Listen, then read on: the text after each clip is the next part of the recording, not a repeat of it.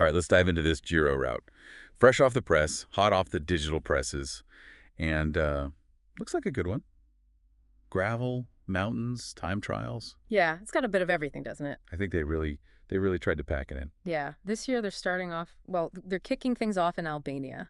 First time in Giro history. Albania, I mean, that's Yeah. going to be that's a pretty big deal, right? Like Right. 15 times the Giro started outside of Italy, but this is. Yeah, it's unique for sure. Let's talk about those opening stages because I think they could really set the tone for the whole race. We've got a road stage finishing in Tirana, punchy, they're calling it, Mm-hmm. followed by a pretty short time trial, 13.7K. That time trial is going to be interesting, I think, on stage 2. Short, but it's, technical, some punchy little uphill sections. I think it's a good early opportunity for the GC guys to maybe test each other a little bit. Yeah, feel things out, see where everyone's at. Yeah, exactly. And then stage 3 takes them over this Yogara Pass. It's the first real climb. Not a monster, but certainly enough to string things out a little bit. And I think that's kind of the theme, isn't it? Like this Albanian start, it's more than just a novelty, right? It's a chance for maybe some lesser-known riders to try and grab that Maglia Rosa early Well, and maybe put a little pressure on the favorites. for sure. For sure. It'll be interesting to see how the teams approach it tactically as well, because, if you've got a guy who's a decent climber and decent time trialist, Mm. they could really make a statement early on. Yeah, for sure. And it's not all about the climbers, though, is it? I know you're eager to see how the sprinters do on this course. Yeah. There's a few stages that look like, tailor-made for those bunch sprints. Lecce, Matera, Naples, those all come to mind. Yeah. Yeah, definitely some good opportunities for them. Although, it's not going to be a walk in the park. Stage 6, for example, finishes in Naples, but there's a bunch of little climbs in those final kilometers. Oh, interesting.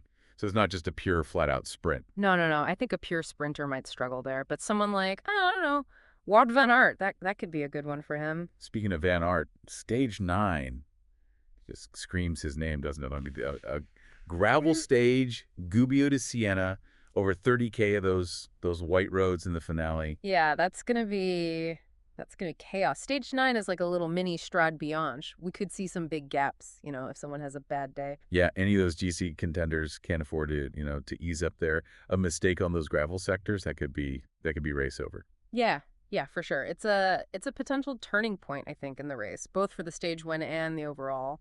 And then just when those riders have caught their breath from all that gravel, they get hit with a pretty serious time trial, 28.6K, Luca di Pisa. That's a proper test against the clock. I mean, that's gonna be crucial for the GC guys. Someone like Roglic, if he's on form, he could really put some time into his rivals there. Right.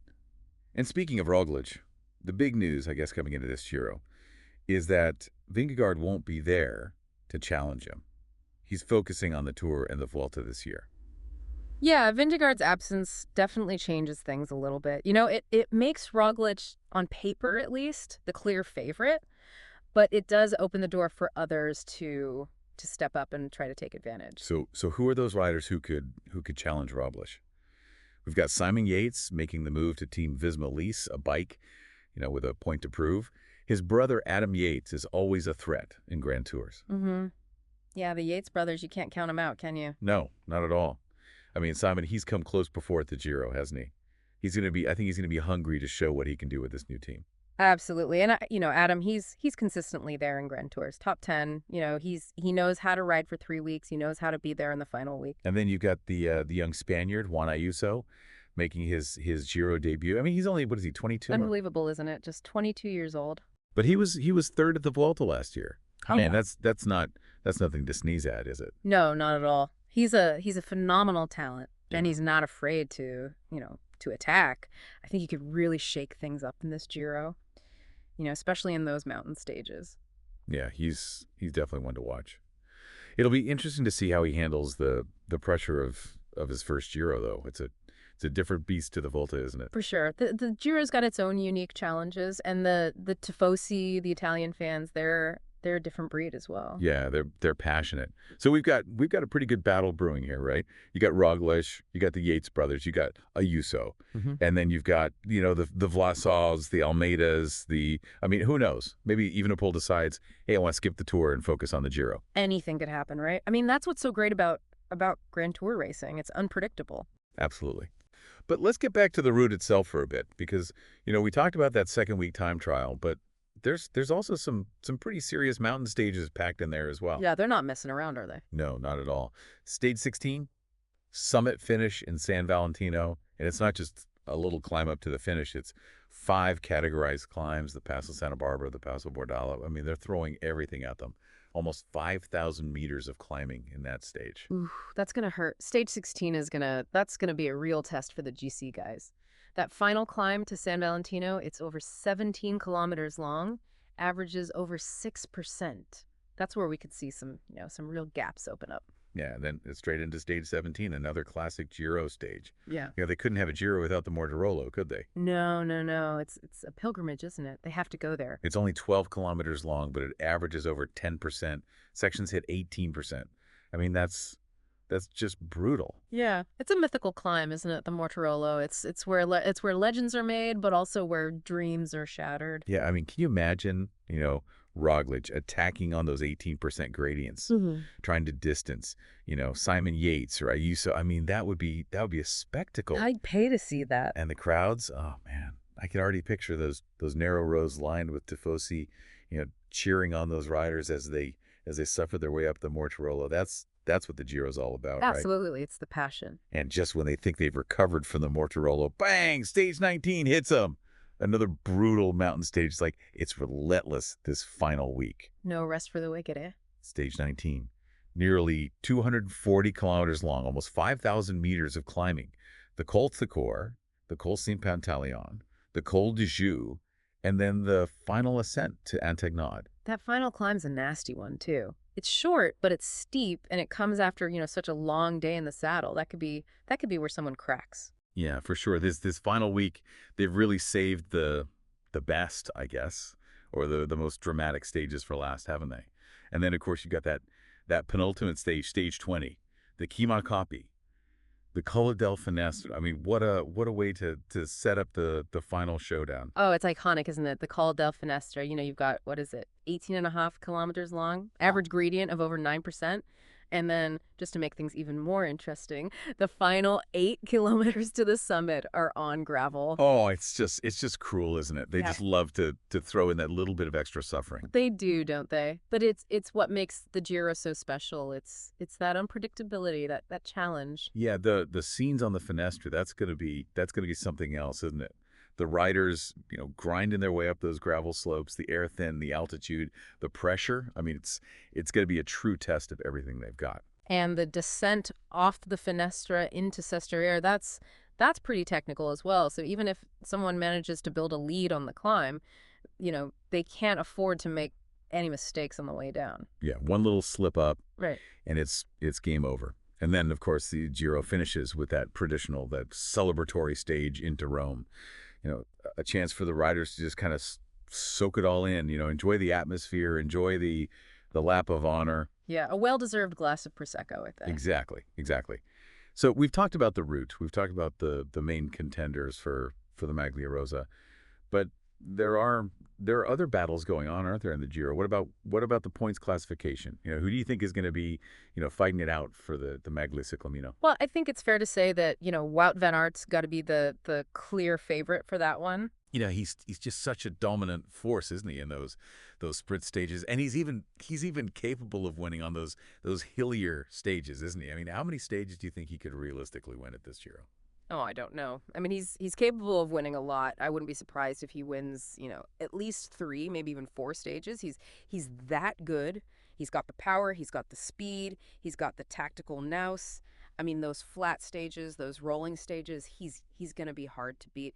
And don't forget, he's also a very capable time trialist. So, he could even snag a win in one of those as well. Yeah, he's a pretty remarkable rider, isn't he? I mean, it's going to be fascinating to see how the other sprinters try and counter Van Aert's dominance. So, you've got guys like Jakobsen, Iwan, Gaviria. I mean, they're all going to be looking to take any opportunity they can get. Yeah, they're gonna have to be on their A game to beat him. That's for sure. But that's what's great about the Giro, isn't it? You often see these unexpected winners emerge. Riders who seize their moment, who make history. Yeah, absolutely. And speaking of unexpected winners, I'm really curious to see what what Juan Ayuso can do at this Giro. We talked about him being a bit of an unknown quantity, but he's clearly got the talent to make a big impact. I mean, he was third at the Vuelta last year, but the Giro's a different beast altogether, isn't it? Yeah. I mean, do you think he really has what it takes to challenge those guys, those the Rogliches, the Yates brothers for the overall win? Yeah, I mean that's the million-dollar question, isn't it? He's got the climbing legs, that's for sure, but the Giro, it demands more than just that. Yeah. It's a race of attrition. You need consistency, you need tactical, smarts. It's not just about who can climb the fastest. Right. You need to be a complete rider. And he is. I mean, he is young and he's fearless, right? And that could work in his favor, right? Maybe he doesn't have the experience of a Roglic or a Yates, but he's shown that he's willing to attack, to take risks, to really put it all out there. So that could really shake things up in the GC battle. Yeah, for sure. And he's also got a really strong team around him. UAE, they've got the resources, they've got the experience to support him. So, it wouldn't surprise me to see him, right up there in the mix in the final week. Yeah, it's gonna be interesting to see how he handles the pressure though. Yeah. Of his first Giro. Yeah. Because it's a big step up from the Vuelta, and the Italian fans they can be pretty intense. Yeah, the Tifosi, they're passionate. They love their cycling, and they're not afraid to to let the riders know what they think. No, not at all. I mean, speaking of the Tifosi, can you imagine the atmosphere on those climbs? Like the Mortirolo, the Colli del Finestre. I mean, the crowds, the noise, the sheer spectacle of it all. I mean, it's going to be incredible. Oh, it's going to be electric. Those mountaintop finishes. That's what the Giro's all about, isn't it? The drama, the passion, the suffering. It's a unique race. It's got a soul. Yeah. And this year's route, it just feels particularly epic. It's a real test for the complete cyclist. Yeah. You need to be able to climb, to time trial, to handle the cobbles, to conquer the gravel. I mean, it's got it all. Yeah, they've thrown everything at them, haven't they? They really have. Yeah. And beyond the the physical challenges, there's the tactical battles as well, right? Yeah. Like we've talked about the key stages, but how do you see these teams approaching the Giro from a strategic standpoint? Well, I think that first week in Albania, that's going to be crucial. Those teams with GC ambitions, they need to protect their leaders. They can't afford to, lose any time on those early stages. A crash, a mechanical, in those opening days, that could be disastrous. Yeah, especially with that early time trial on stage 2, right? Exactly. Yeah. Even a small time loss there, that could come back to haunt you later in the race. And then you've got that gravel stage 9. That's going to be a major tactical battleground, I think. Teams are going to have to decide, do we ride defensively, try and keep our leader out of trouble? Or do we go on the offensive, use those gravel sectors to try and gain some time on our rival? And then, of course, the mountain stages, that's where the real GC battle is going to play out. I mean, we could see some really aggressive racing on those climbs. Yeah. Riders attacking from long distances, trying to isolate their rivals to gain those precious seconds. Yeah, I can't wait to see how those mountain stages unfold. Yeah. Will Roglic try and control things from the front?